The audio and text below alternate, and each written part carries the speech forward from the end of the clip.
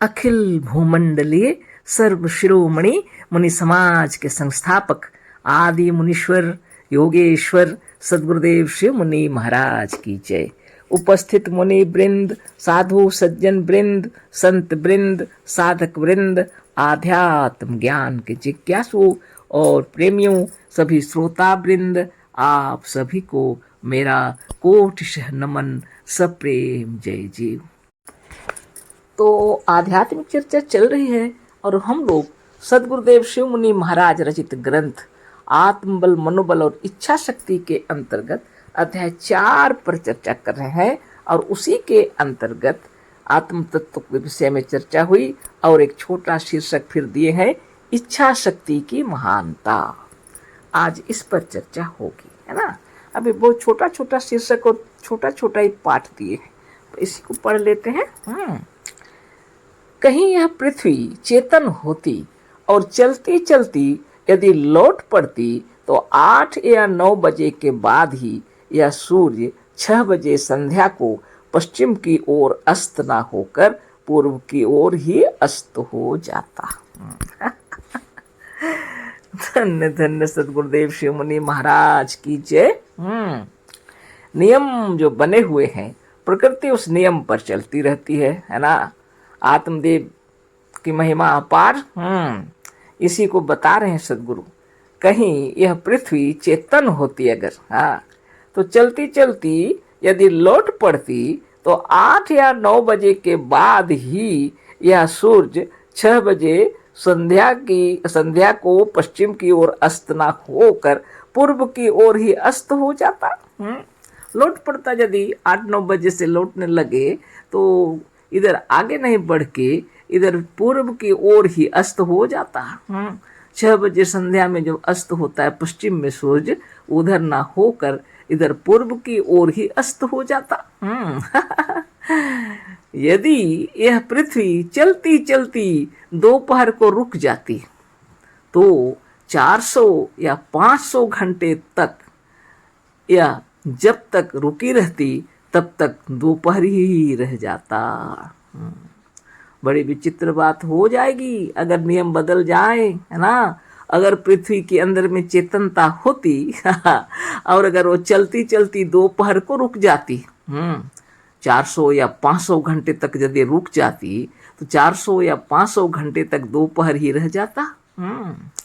पर नहीं, पृथ्वी और जितने ग्रह उपग्रह और तारे हैं ऐसा नहीं कर सकते, क्योंकि जड़ है और जड़ होने के कारण किसी चेतन या चेतनों के बनाए हुए नियमों के गुलाम हैं, है ना।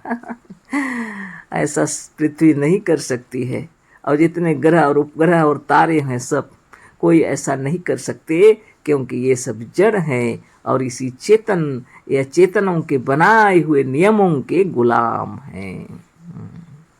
एक छोटा सा उदाहरण शुरू में दिए थे गुरुदेव घड़ी का, उसी का उदाहरण दे रहे हैं। विश्व ब्रह्मांड भी वैसे ही चल रहा है, चेतन के चलाए हुए एक नियम से चल रहा है। पृथ्वी को जैसा चलना है चल रहा है, ग्रह उपग्रह तारे सब अपने अपने तरीके से चल रहे हैं, सारा विश्व ब्रह्मांड अपने तरीके से चल रहा है। चलाने वाली शक्ति महाशक्ति आत्मशक्ति है ना। एक व्यष्टि और एक समष्टि, तो समष्टि आत्मा से जो चल रहा है वो निरंतर चल रहा है, उसमें थोड़ा भी इधर उधर होने का सवाल ही नहीं उठता।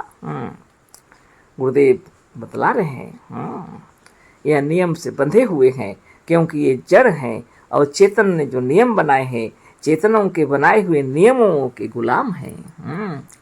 पर एक चींटी छोटी होती हुई भी, पर एक चींटी छोटी होती हुई भी चेतन होने के कारण स्वतंत्र है और अपनी इच्छा से चलती और अपनी इच्छा से जब चाहे तब लौट पड़ती और रुक जाती है।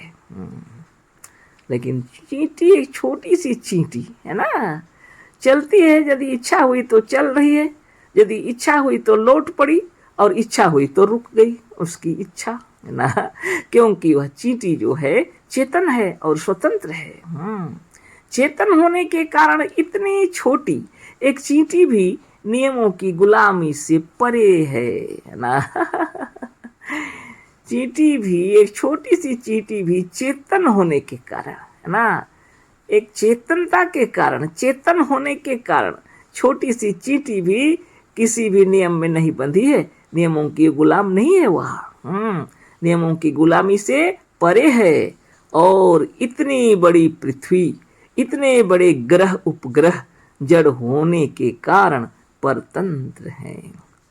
इतनी बड़ी पृथ्वी और इतने बड़े बड़े ग्रह उपग्रह जितने हैं सब जड़ होने के कारण परतंत्र हैं और नियमों के गुलाम हैं। अपनी इच्छा से कुछ नहीं कर सकते। अपनी इच्छा ही नहीं है तो करेंगे क्या? जड़ के अंदर तो इच्छा ही नहीं होती है ना, तो अपनी इच्छा से कुछ नहीं कर सकते। अतः एक छोटी सी चींटी भी अपनी इच्छा शक्ति रखने के कारण संसार के तमाम ग्रह उपग्रह से बड़ी है। अतः एक छोटी सी चींटी भी, देखें ना, चींटी तो कई प्रकार के हैं, फिर भी बहुत छोटी चींटी भी होती है और कुछ थोड़ा थोड़ा आकार में है, फिर भी तो चींटी तो बहुत ही छोटे हैं हम लोग के सामने, है ना। इतनी छोटी चींटी भी अपनी इच्छा शक्ति रखने के कारण संसार के तमाम ग्रह उपग्रह से बड़ी है। विचार कर लीजिए। इतना सुंदर उदाहरण देके गुरुदेव बतला रहे हैं कि प्राण शक्ति की महिमा कितनी महिमा है। इच्छा शक्ति की महानता बता रहे हैं। जहाँ चेतनता है, जहाँ प्राण है, उसमें इच्छा है ना, और इच्छा शक्ति से वह किसी भी प्रकार के बंधन में नहीं बंध सकती ना, समस्त बंधनों से परे है, उसी को बता रहे हैं।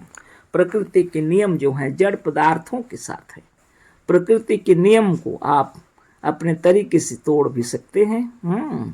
तोड़ तो रहे हैं सब दिन, है ना। आगे पढ़ते हैं।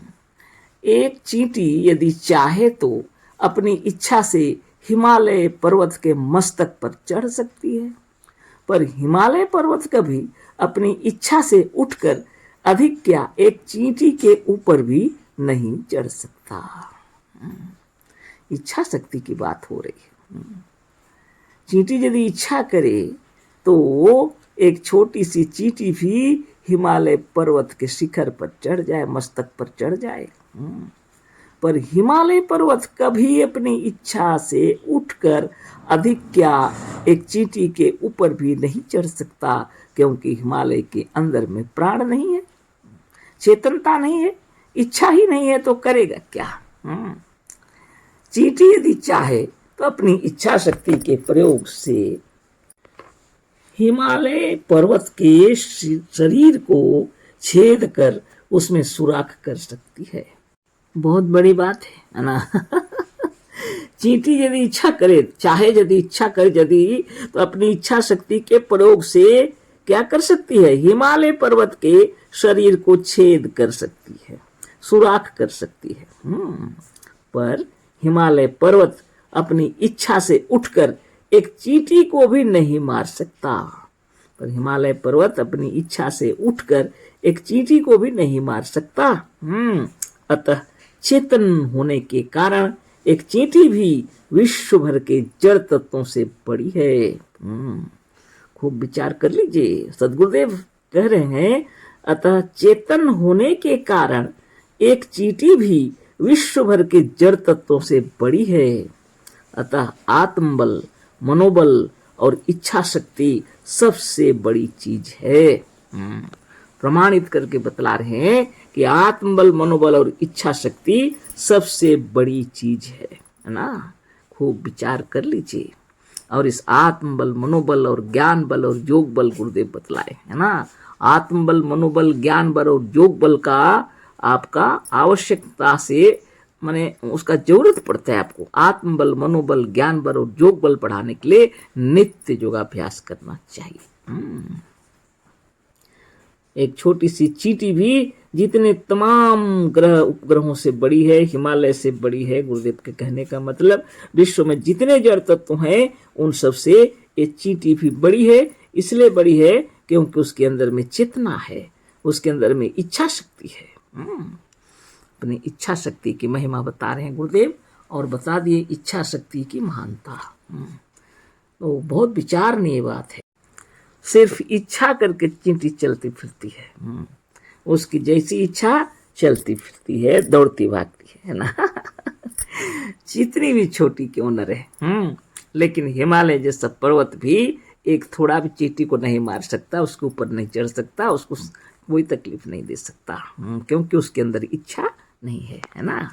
तो सदगुरुदेव शिवमुनि महाराज की ये छोटा सा ही शीर्षक दिए हैं और ये छोटा ही पाठ लिखे हैं। अगले कल फिर चर्चा होगी, है ना। आप खूब विचार कर लीजिए ये क्या है ना। आज इतना ही चर्चा करते हैं। अशेष धन्यवाद, कोटिशः नमन, सप्रेम जय जीव। सदगुरुदेव शिवमुनि महाराज की जय।